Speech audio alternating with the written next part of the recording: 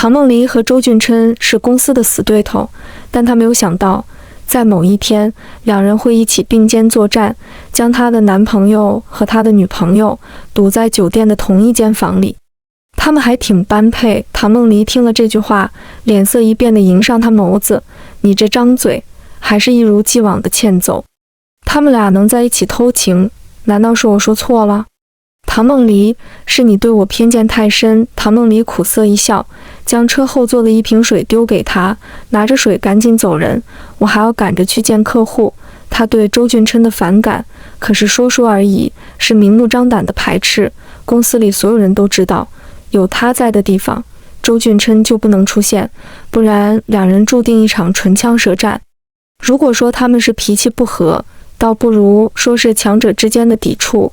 唐梦离虽比不了他的职位高，但超高的业务能力，就连公司老总也对他偏爱有加，唯独周俊琛是个特例，专攻他的弱点，让唐梦离几次都情绪失控。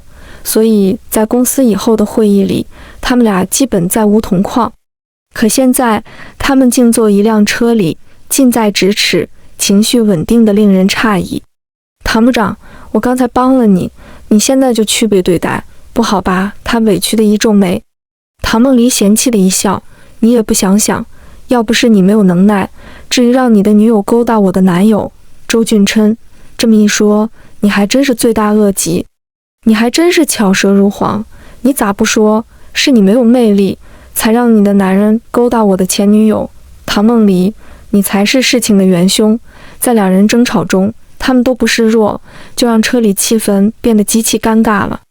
而这时，楚立成敲一下车窗，喂，我只想要回送你的礼物。唐梦离，你不会独吞那套首饰吧？他本不想要的，与钱相比，他更怕被抽。但谁让王家曼不依不饶，还说肥水不流外人田。既然分手了，就该清算清楚，不然他就跟自己绝交。楚立成已经失去唐梦离，总不能被王家曼抛弃，那就成孤家寡人了。不等唐梦离开口，周俊琛率先走下车，一脸冷漠地盯着他，送出去的东西还有脸要回来？楚立成，你让我瞧不起你，真给男人丢脸。你凭啥说我？还不是你满足不了曼曼，还不许别人爱她吗？我现在就提醒你一句，就你冷漠寡淡的脾气，早晚还被抛弃。说完，楚立成就抢先跑了，因为周俊琛正想打脚踹他，不跑就等着被拳打脚踢了。因为他知道周俊琛有一个当过特种兵的舅舅，散打擒拿这一块分分钟就能拿捏他，所以先跑才是王道。谢了，既然要感谢，不如请我吃顿饭。有这必要吗？他无奈的苦笑。周俊琛抿嘴轻笑，我们之间有许多误会，吃一顿饭或许能冰释前嫌。唐梦离突然勾住他的脖子，你说的有道理，今晚我请你吃大餐。他觉得有一个能打的朋友总好过多一个敌人。可唐梦离万万没想到，不过是一顿饭，竟然他第二天后悔不已了。翌日清晨，他脸红地望着正从浴室走出来的人，一身的慵懒帅气，让人看了心颤。早周俊琛笑着打招呼，慵懒地坐在沙发里，微抿一口冰美式，整个人透着懒散的神色。而坐床边的唐梦离强装淡定的一笑，你起得好早，还真是勤劳打工人。他本想开玩笑化解现在的尴尬，结果周俊琛竟无奈的苦笑，我一整晚没睡，你昨晚太折腾了。哈哈，我喝醉了就喜欢拉人唱歌，让你看笑话了。他摇头。唐梦离，你不会是喝断片，还是故意想装傻？语气里带着几分委屈。毕竟昨晚他可是倾尽所有的帮他，若不是身体素质足够好，估计现在就成软脚虾了。而某人儿却一副毫不知情的样子，显然不想与他有半分瓜葛，就让周俊琛有些郁闷。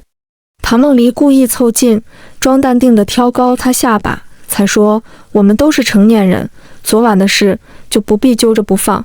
放心，我不会找你麻烦，让你对我负责的，而我也不会纠缠你，所以咱俩就当啥事没有，你觉得呢？你还真是大方。白色床单的落红，说明昨晚是唐梦离的第一次，而他丝毫不在意，就让周俊琛有几分诧异了。唐梦离笑着搭上他肩膀，周副总，我就当昨晚是一场梦，而且身体的体验感不错，我觉得并不吃亏。而你在以后的工作中别公报私仇就行了。说完，他就优雅地先走出客房。周俊琛望着他渐渐走远的倩影，嘴角扯出一丝笑，还是第一次有女人这么迫不及待地要跟自己撇清关系。唐梦离还真是一个奇葩。然而他的反常却让周俊琛心里对他有一丝丝的牵挂了。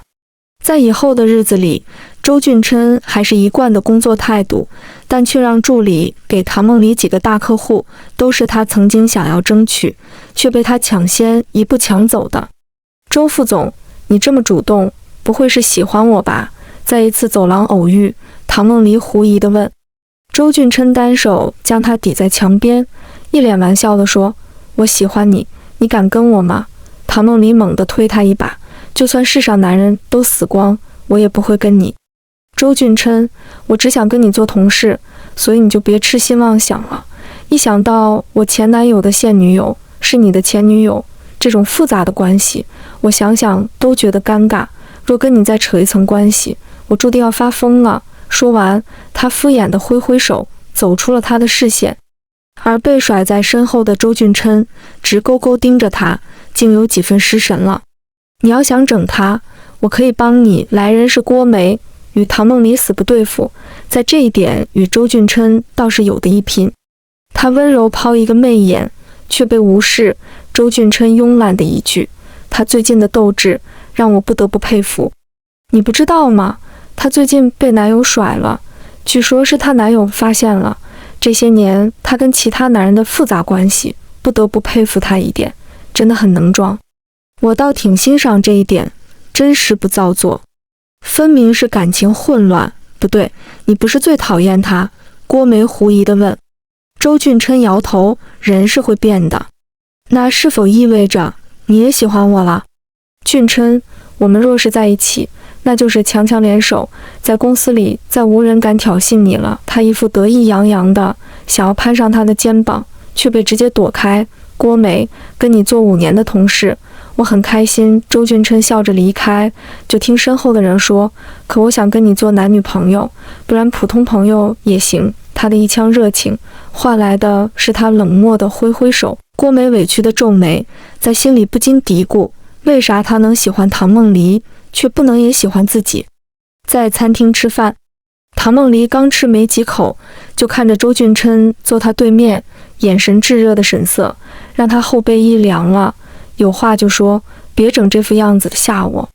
我给的那些客户你还满意？他讨好地问。好行吧，提前完成上半年的目标，不过你要是多给几个，我就更满意了。他得寸进尺的一笑，我就是要跟你谈这事，不过你要答应我一个条件。说，周俊琛凑近才说，我爸妈听说我失恋了，正催我相亲，你要是有空闲的话，不如陪我演一出戏。几个客户，他现在只想当个女强人，一切投来的善意自己都不会拒之门外。3个、5个，周俊琛嘿嘿一笑，成交。不过你要先陪我回家一趟，安抚一下焦急的爸妈。下午把客户资料发给我。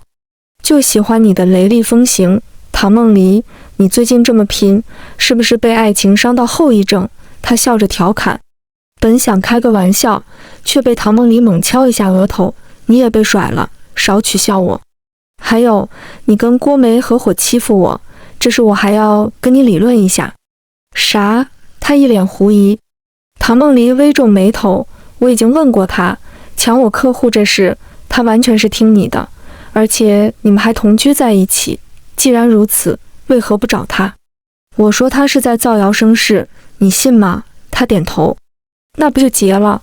郭梅还在我面前说你是个见男人就爱的女人，我可是当场就替你怼回去了。可见无论你再风平差劲，也不会动摇你在我心里的印象。他诚意满满的态度让唐梦离缓和了一笑，温柔地抬高他下巴。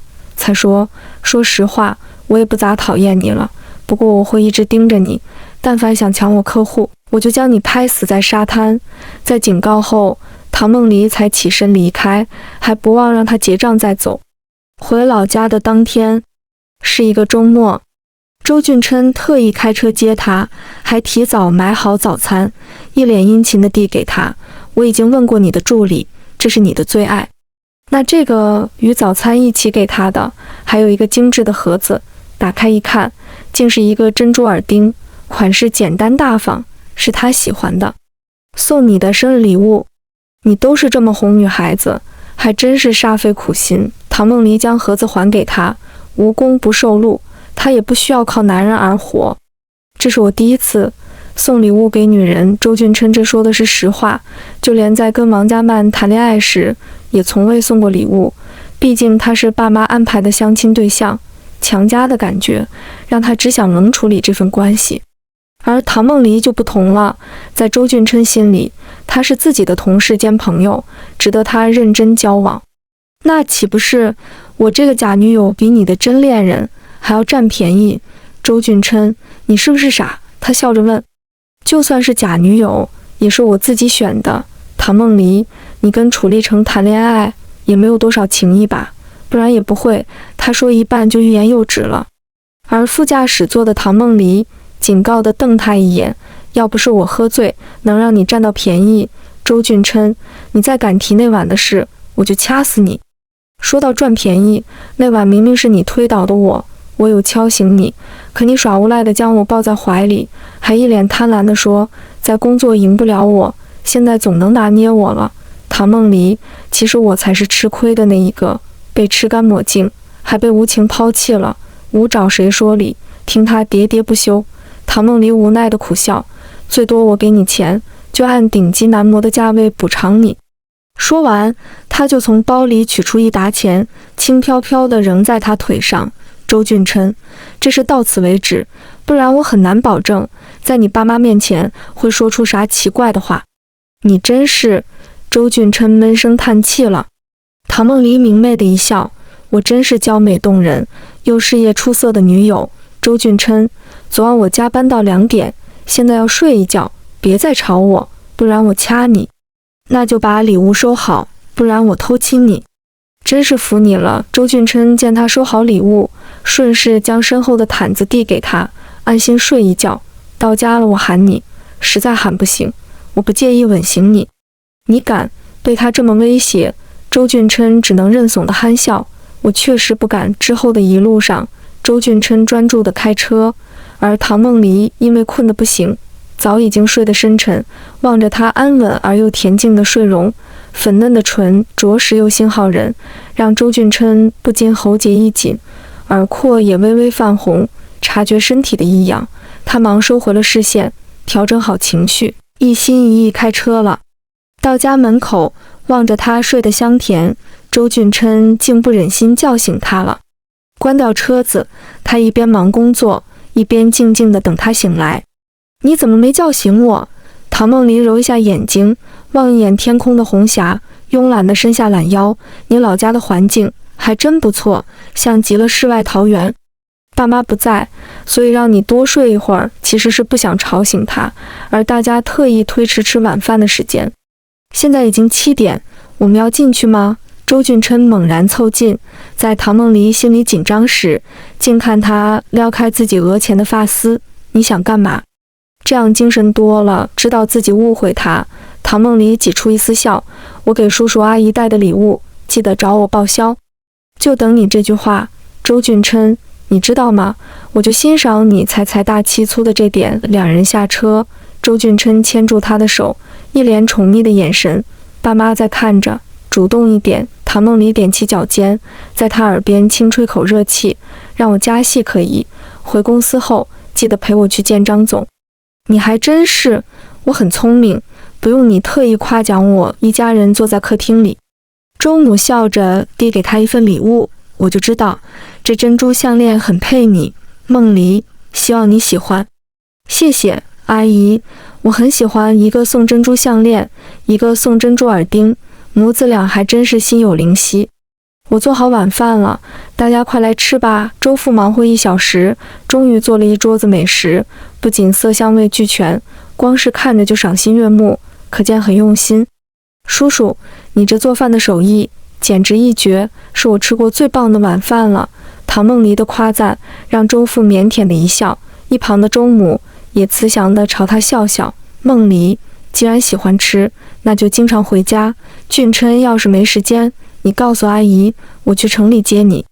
那我岂不是要经常麻烦阿姨？她卖乖讨巧的性子，一下子就拿捏未来公婆，让他们越来越喜欢她，甚至把亲儿子晾一边，一心只想宠着唐梦离了。晚饭后，唐梦离就跟着他回2楼的卧室，望着另一间房的杂七杂八，他只能认命跟周俊琛今晚挤一间房了。就一张床，今晚怎么睡？他主动地问。其实是把问题丢给周俊琛，也是想看一下他内心的想法有没有对自己有企图。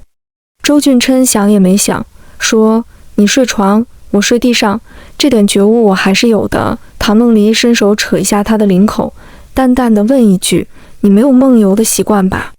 我是没有，就怕你有这毛病。两人又开始针锋相对，像吉古言小说里的欢喜冤家。放心，我身心健康，才没有你幻想的那些事情。我可警告你，你要是想半夜爬上床，我就让你这辈子当太监。周俊琛轻身将他揽进怀里，凑耳边低语地问：如果你钻进我的被窝呢？这是没可能的事。说完，他优雅地一把推开周俊琛，拿着睡衣走进浴室了。被甩在身后的人只能苦涩一笑，如此被嫌弃和威胁，还是头一次经历。若不是自己没有魅力，那就说明一点，唐梦离的眼睛有问题。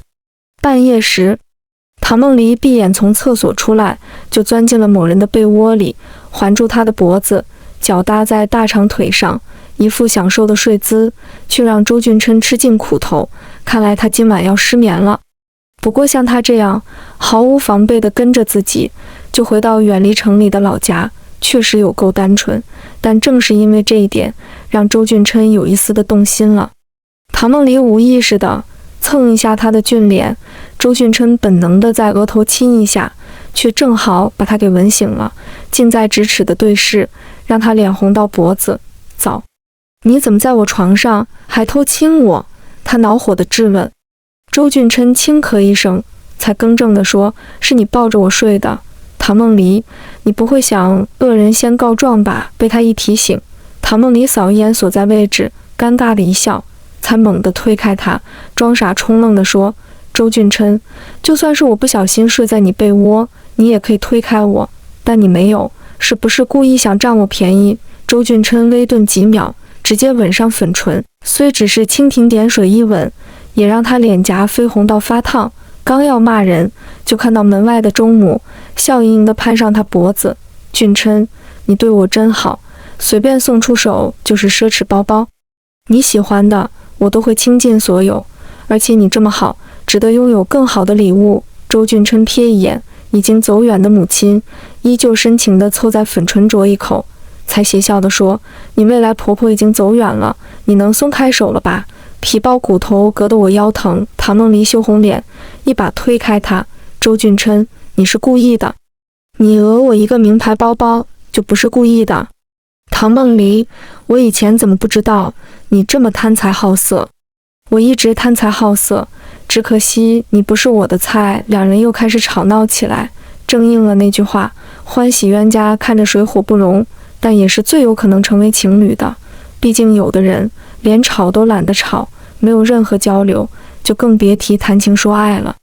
叔叔阿姨，谢谢你们的热情招待，等忙完了工作，我还会再来的。临走时，唐梦离还不忘抱一下周母，娇柔懂事的模样，一下子就让周母自爱在心坎了。梦离，阿姨喜欢你，如果俊琛敢欺负你，你就告诉我，我永远是你最大的靠山。得嘞，我这算有尚方宝剑了。周俊琛，看你以后还敢欺负我吗？从来也是你欺负我，他轻笑地说。周母不舍得握住他的手：梦离，等你嫁进周家，阿姨帮你欺负他，在周家待了2天，唐梦离他们终于开车返回城里了。去的时候打瞌睡，返程的时候，唐梦离又是睡了一路，直到被手机铃声吵醒，他才慵懒地伸下胳膊，望一眼正在处理工作的人，你又没叫醒我。正好有个工作着急处理，他轻描淡写的解释。那也谢谢你。唐梦离在下车前将周母送的项链还给他了。这是我妈送给你的，你给我算哪一回事？你替我收着呗，不然我拿去折现也行。他从不拒绝到手的钱，如果四面八方来财，那才爽呢。周俊琛把项链放在他手心，才意味深长地说，项链挺好的，折现就亏钱了。你不会是想拿礼物收买我？周俊琛，你让我假扮你的女朋友，是不是有阴谋？唐梦离故意将他抵在路灯旁，本想调侃他，谁料竟被周俊琛反手抵在墙边，凑在脸前轻吹口气。这番撩拨惹得他脸红心跳加速了。周俊琛，来人了。说完，他猛地推开他了。周俊琛邪气的一笑，唐梦离，你害羞了，咱俩都是同床共枕过的，不至于脸红耳热吧？唐梦离见不得他得意，踮起脚尖在薄唇亲一下，突来的亲昵让周俊琛耳廓都红了，心里的躁动让他俊脸也微微泛红起来。见状，唐丽梦淡然的一笑，周俊琛，你也不过如此。说完，他就拿着袋子优雅地走进小区，而被甩在身后的周俊琛只能无奈地苦笑了。唐丽梦的步步不落下风，竟让他觉得可爱，严重怀疑自己是不是自己喜欢被虐。时间过得很快，不知不觉就过了2月。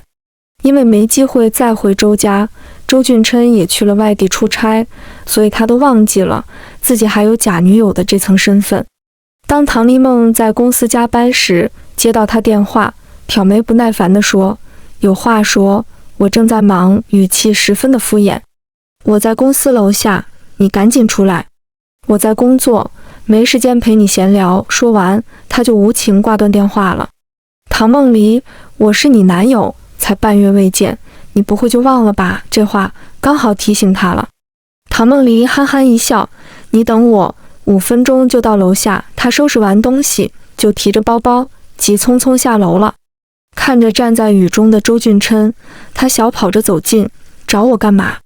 下雨也不知道带把伞。正在说着，唐梦离头顶就被撑起一把黑伞，刚好将他护在里面。突来的举动让他心里一暖，找我啥事？语气也变柔和了。跟我去见一个人，是我邻居家的妹妹，一直爱恋我，帮我打发了她。懂了。随后2人就坐车来到一家餐厅，是那种古色古香的装饰，让人身临其境，如同身处在古代的亭台楼阁，十分的美轮美奂。周大哥，你终于来了，这位是你的秘书。张宁夏兴奋地走近他，再看到身边的唐梦离，眼神都变得犀利了，上下打量，很明显在提防他。周俊琛揽上唐梦离的纤腰，他笑盈盈地开口，你好，我是俊琛的女友，听他说你是他的邻家妹妹，很高兴认识你。女朋友？周大哥，你会找个随便的女人故意来骗我走吧？见状，周俊琛想要解释，而唐梦离却直接攀上他脖子，凑在薄唇痴痴地亲一下，才一脸迷恋地开口，俊琛，我真的很爱你。我也爱你，而且永远比你爱我多一点。周俊琛温柔而炙热的眼神让唐梦离都看得脸红了，一旁的张宁夏更是气到憋气，颤抖地开口，周大哥，她真是你女朋友？可我听说你的女朋友叫王佳曼。那都是前女友了，现在我最爱的是梦离。周俊琛低头吻上粉唇，痴情宠溺的样子让张宁夏脸色都白了。周大哥，明天是我的生日宴。话未说完，他的手机突然响了，望着渐渐走远的人，张宁夏气鼓鼓地走进唐梦离，冷冷地打量着他，突然就将人推下人工水池了。唐梦离幸好会游泳，但走出来时身上已经全湿透，秋风吹来，让他浑身颤巍巍了。你没事吧？张宁夏看着打完电话走来的周俊琛，故意好心地问。谁也没想到，唐梦离抬手给他一巴掌。张宁夏，少假惺惺的安慰人，要不是我会游泳，你刚才的举动就是在杀人。周大哥，他竟然打我！张宁夏哭泣泣的，恶人先告状，以为周俊琛会护着自己，谁料他先是问候了唐梦离，才冷声地说：张宁夏，你打小就骄纵，现在更是无理取闹了。周大哥，是他先打的我，我才推他一把，也没想到就掉进水里了。你要是生气，我向他道歉就是了。说完，他就眼泪汪汪地看向唐梦离。唐姐姐，对不起。唐梦离依偎在周俊琛怀里，冷笑地说：张宁夏，要是道歉有用，那杀人犯也不用坐牢了。周大哥，你看他，我好心道歉，他居然得理不饶人。呜！周俊琛轻咳一声，才不耐烦地说：张宁夏，我看你以后还是别出现在我面前了，毕竟我不想梦离受欺负。望着他们渐渐走远的背影，张宁夏气得直跺脚了，眼泪也不争气地落下来。他在心里暗暗发誓，总有一天他一定会抢走周俊琛，而唐梦离就只配哭。我送你去医院。周俊琛抱着他上车，看着唐梦离头发丝都在滴水，脸色都变阴沉了。我真没事，你送我回家就行，洗个热水澡，第二天照常能上班。他说完挤出一丝笑。真不去医院？他满脸的自责和心疼。唐梦离笑着点头，我没你想的那么脆弱，开车回家吧。到小区楼下，周俊琛停稳车子，就发现了他的异常，伸手摸上额头，竟是滚烫。唐黎梦，你家住几楼？302。唐黎梦微睁开眸子，挤出笑的想要自己下车，却因为腿脚发软，硬是撞进周俊琛的怀里，两眼一黑，就失去意识了。周俊琛在他家照顾了一整夜，唐梦离终于睁开美眸，望着坐在床边椅子上的男人，一脸的疲惫，做着睡着的模样，让他心里一暖了。你醒了。周俊琛伸手摸上额头，刚好温热，终于退烧了。你一晚没睡。他点头。你一直发烧，还因为低血糖昏迷，我哪里敢离开半步。唐黎梦，对不起，让你因为我受这无望的委屈。唐梦离安慰的一笑，还缓和情绪的刮一下他鼻尖。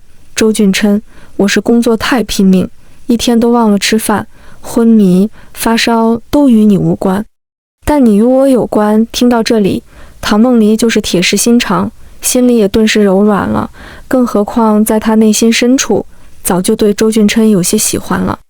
他正在失神，就被周俊琛凑近吻一下粉唇。梦离，你是第一个在我面前走神的女人。就在气氛暖昧时，唐梦离的电话响了。喂，学长，我们见一面吧。好啊。唐梦离刚挂了电话，就看到已经走远的周俊琛。谢谢你了，改天请你吃饭。不必了。他敷衍地挥挥手，走出了他的家。几天后，唐梦离见完学长，就打算回公司，却被一个女人给拦在路边了。你是？我是李大哥的朋友，女人叫张玲，一直暗恋唐梦离学长，今天竟偷偷跟踪过来，在听到李博远跟唐梦离表白，心里就有了要算计他的计划。我不是认识你，抱歉。唐梦离转身要走，却被他拍手打断，就看到几个男人朝着他们逼近。张玲淡然一笑，唐梦离，我倒是要看看，你如果身败名裂了，李大哥还会娶你吗？你小小年纪就这么阴险，现在是法治社会，你就不怕被警察抓吗？唐梦离淡定地反问。怕，我更怕被李大哥嫌弃。唐梦离，你抢走我的男人，我不会让你好过。张玲抬手要打人，却被唐梦离抢先给他一巴掌，脸颊瞬间红肿了。你竟敢打我！我为什么不能打你？唐梦离拿出手机想要报警，却被一个男人给抢走手机。正在僵持不下时，一辆豪车停在路边，周俊琛从车里走下来，径直走进了唐梦离。你没事吧？你有情人，还跟我抢李大哥？张玲气鼓鼓地问。唐梦离依偎在周俊琛怀里，讥讽的一笑。我要想跟你抢，早就嫁给李博远了，而且你也不看看我身边的男人不比他优秀多了。我们走，临走时，周俊琛冷厉地看一眼张玲，回去告诉李博远，再纠缠唐梦离，别怪我对你们不客气。张玲望着他们离开，竟觉得是自己的转机。这样一来，李博远再也别想惦记唐梦离了。谢了，上了车，唐梦离笑着说：“你总是这么麻烦。”他无奈的一笑，但心里却是有些得意。唐梦离喝一口水，才望向开车的他：“周俊琛，今晚去我家，我请你吃饭。”好，下班时。周俊琛故意在车里等他，瞅见他从电梯走出来，伸手将他扯上了车。在关车门的刹那，周俊琛凑在粉唇亲一下：“梦离，叫我跟你回家，不会是简单吃饭吧？”吃饭再聊。周俊琛没有想到唐梦离还有一手好厨艺，不过是1小时就准备一桌丰盛的晚餐。再给两人倒好红酒，唐梦离才举杯淡笑地开口：“俊琛，今天真的很感谢你。”感谢要有诚意。他指尖微微蹭一下他的粉唇，唐梦离也不扭捏，凑近在薄唇亲一下，才笑盈盈的又开口：“我爸妈也在催婚，你陪我回家一趟，行吗？”“你有客户给我？”他笑着问。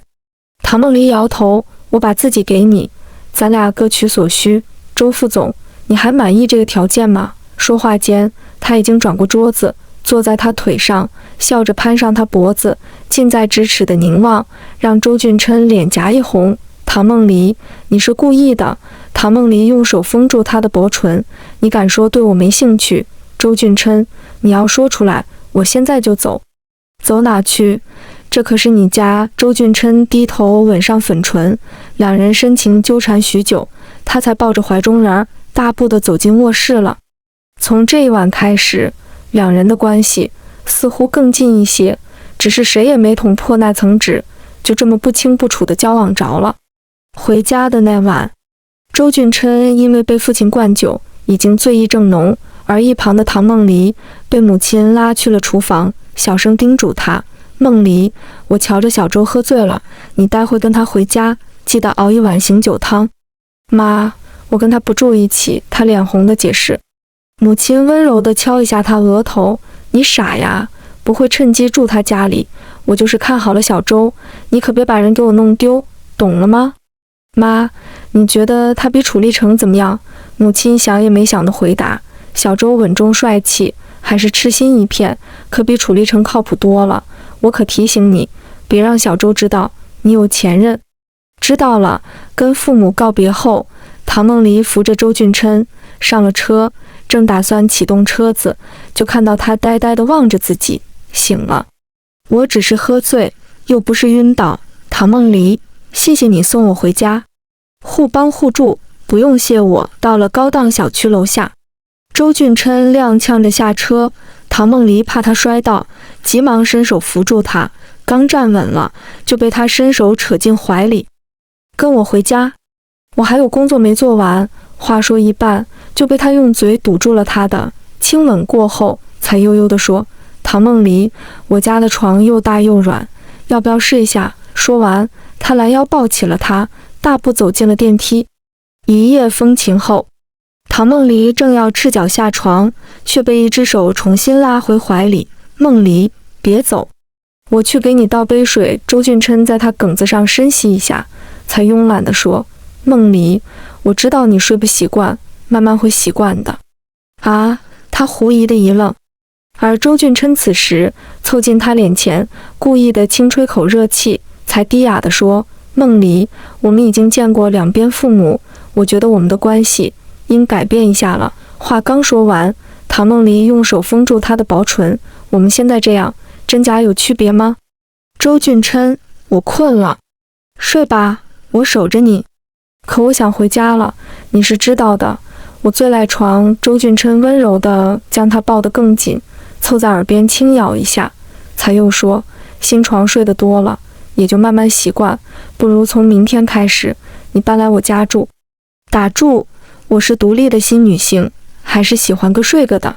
你又想干嘛？”唐梦离被压在身下，让他紧张起来，而周俊琛凑近吻一下粉唇，安抚的一笑：“梦离，你定得个睡个的，从下次开始啊，他正犹豫，就被他深情吻上唇。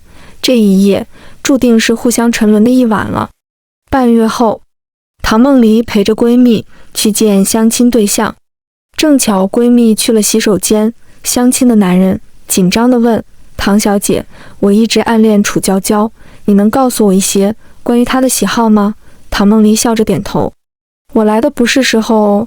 周俊琛冷冷地坐在他们身旁，这个女人竟背着自己在外相亲，让他心里生出无端的怒火。你回来了，俊琛，我介绍一下。周俊琛打断他的话，我没兴趣认识他，跟我回家。临走，他转头看向男人，她是我的女人，你不配。啥？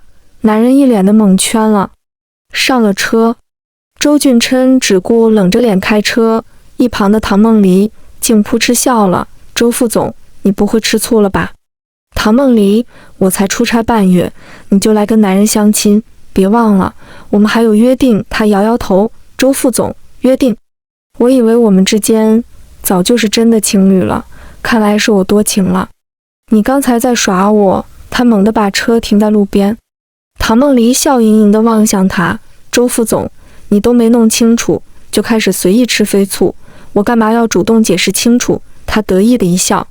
周俊琛解开安全带，轻身凑到他脸前，深深的吻一下，才说：唐梦离，把话说清楚。刚才的男人是在跟我闺蜜相亲，我只是陪着闺蜜一起来的。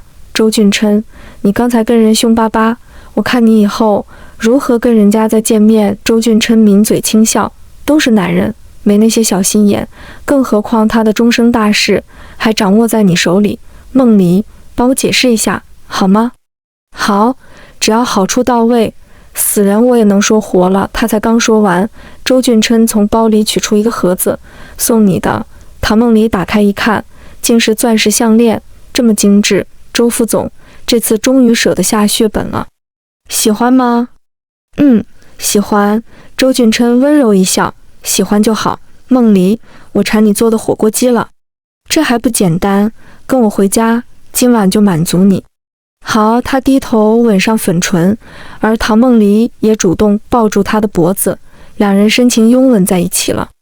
虽然没有明确关系，但两人早已芳心暗许，做了情侣该做的所有事，就是忍着不挑明。这份朦胧的关系或许已经让彼此上瘾，因为自从那晚之后，两人经常夜夜守在一起，无尽的爱意让周俊琛眼里再也容不下旁人。一场风情后，周俊琛说出自己要调去外地，唐梦离猛地推开他。周俊琛，你都要准备走了，还勾搭我？我就是因为要走，才想着跟你挑明关系。梦离，做我女朋友吧。想得美。他起身要走下床，却被他从身后抱住纤腰，凑在梗子上深吸一口气，才说：梦离，我一直以为自己这辈子都会孤单，直到遇到你，才终于明白，为何有人会为情疯狂。爱一个人真的是一件奇妙的事。那你有为谁发疯吗？唐梦离翻身将他压在身下，用指尖轻刮他的俊脸，如此的撩拨让周俊琛喉结一紧。我的一举一动还不够明显吗？梦离，我只对一个女人上瘾，那就是你。说完，他凑近吻上粉唇，肆意的吻让两人都渐渐沉沦了。因为知道会两地分居，今晚的他们格外珍惜离别前的美好，恨不得将彼此刻在骨子里。1年后，唐梦离终于办好调职的准备，只要收拾好行李，他就可以去外地找周俊琛了。想不到在一起时，两人总是吵吵闹闹，一对欢喜冤家。现在异地恋了，他就发疯的想念周俊琛。女人的心思真的好难。在飞机落地后，唐梦离就打车去了公寓。他没有想到，周俊琛在外地租的房子，邻居竟是张宁夏。为了能追到周俊琛，张宁夏死乞白脸的住在隔壁1年，而这件事周俊琛从未跟他讲过。唐姐姐，这是我家，进来坐坐呗。好啊，将行李箱放在客厅，唐梦离就跟着张宁夏进屋了。看一眼屋里的装饰，他真觉得猛然疯了。这间房子居然跟周俊琛的一模一样，这份疯癫的执念让唐梦离觉得反感。唐姐姐，你还不知道吧？周大哥调来这里上班，是他主动提的，自然也是为了陪我。是吗？唐梦离懒得揭穿他。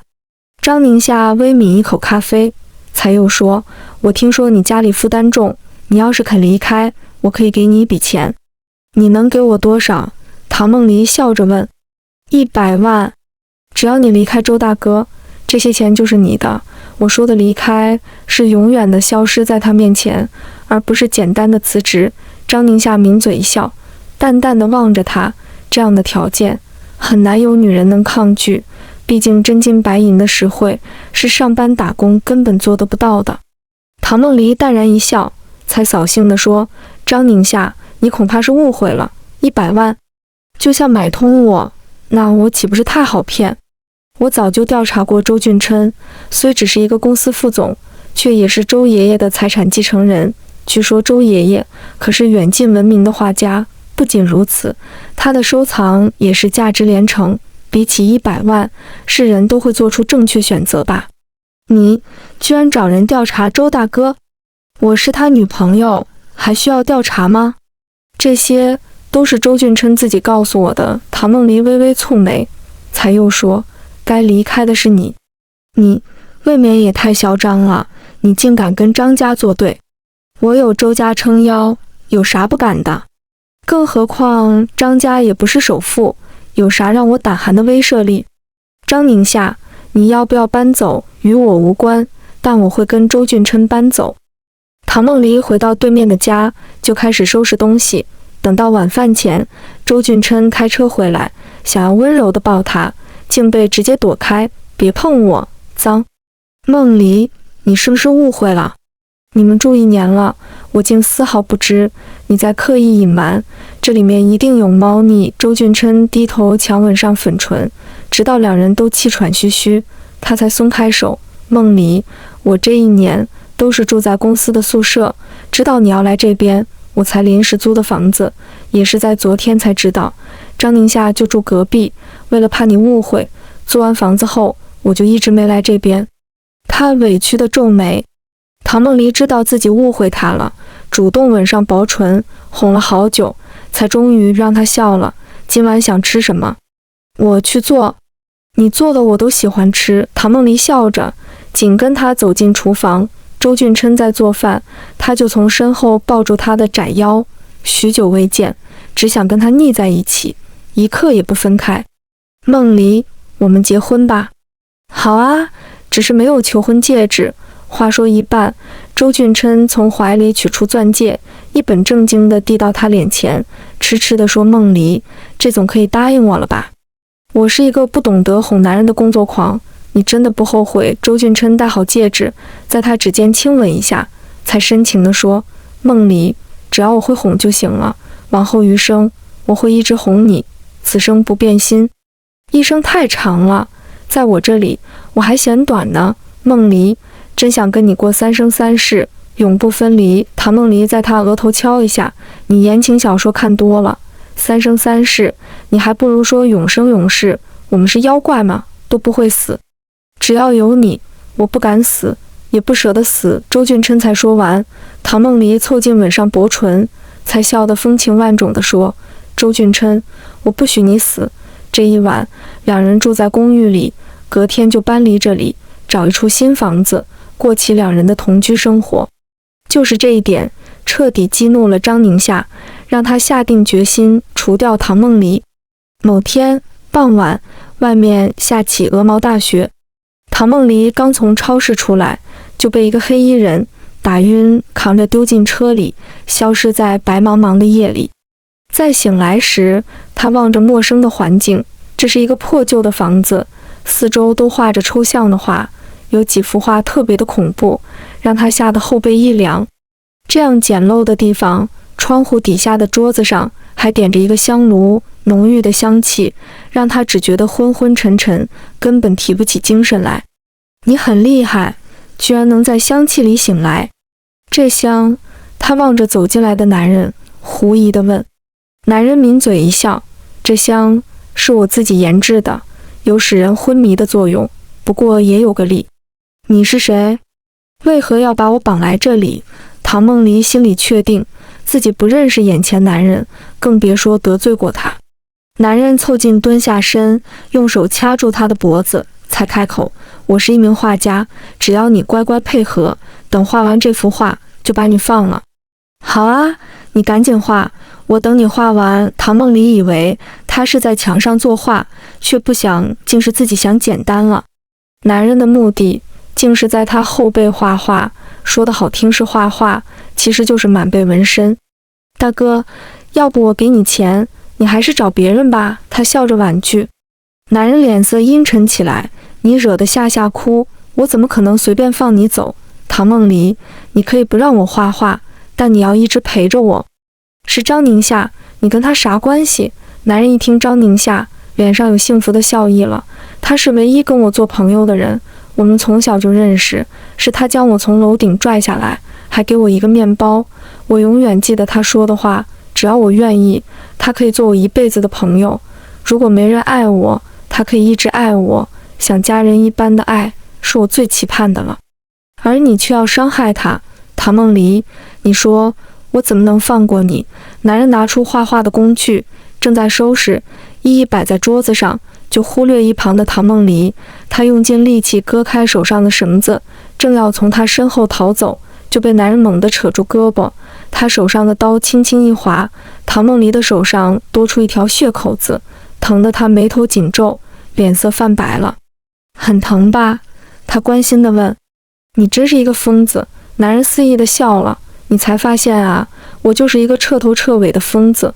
不过从此以后，你要跟一个疯子住在一起，除非我死，不然你逃出这个地方。那倒未必。周俊琛踹开门，走进了这间房子。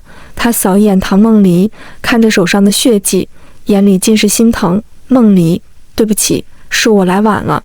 你竟能找到这里，那就留下来一起陪我。我并不在乎多杀一个人。男人说着，邪笑地举起水果刀，朝着唐梦离的脖子划去，眼看就要割断喉咙，却被周俊琛及时挡在前面。他竟用胳膊去挡刀子，嫣红的血不断渗出，让唐梦离直接吓晕过去。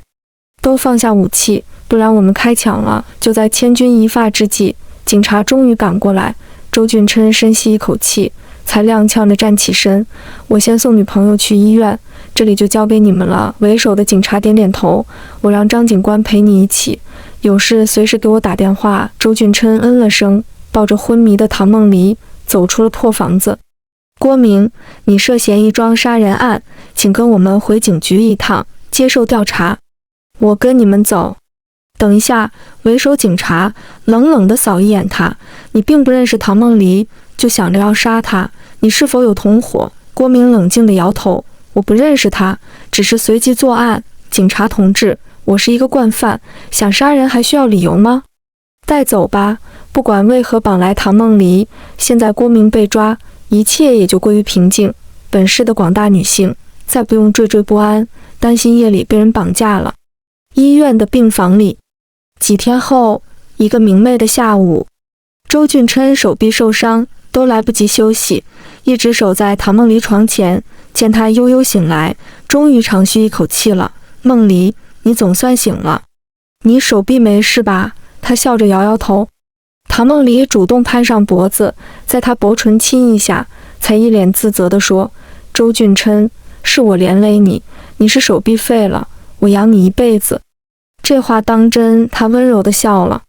能被爱的人在乎，周俊琛这辈子算值了。唐梦离猛地点头，我说过不许你死，你这辈子就只能是我的。周俊琛，我们结婚吧。这么急，这么霸道。他一脸笑意。他笑着在薄唇亲一下，才一脸担忧地说：我怕夜长梦多。周俊琛，有你真好，总能在我危险的时候，你及时出现。看来咱俩真是天造地设的一对。周俊琛握紧他的小手，在薄唇深情吻一下，才痴痴地说：天生一对，但是我高攀你了。